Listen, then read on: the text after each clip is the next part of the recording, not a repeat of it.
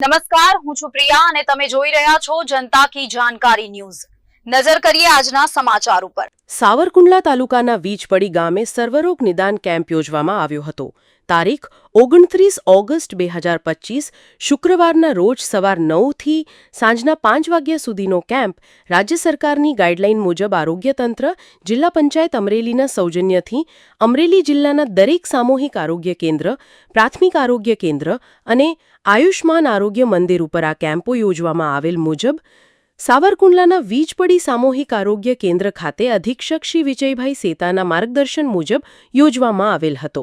ત્યારે સાવરકુંડલા તાલુકા પંચાયતના સદસ્ય વિજયભાઈ ચાવડા, શ્યામભાઈ ભુવા ઉપસ્થિત રહ્યા હતા અને વીજપડી સામૂહિક આરોગ્ય કેન્દ્રનો સમગ્ર સ્ટાફગણની ઉપસ્થિતિમાં જિગ્નેશભાઈ જિંજાળા તેમજ વિજયભાઈ સેતા તેમજ સ્ટાફગણ દ્વારા આરોગ્ય વિશે પૂરી માહિતી આપવામાં આવી હતી। વીજપડી સામૂહિક આરોગ્ય કેન્દ્રના સ્ટાફગણની જહેમતથી આ કેમ્પનું ખૂબ સરાહનીય આયોજન થયેલ હતું। રિપોર્ટર સમીર ખોખર, વીજપડી।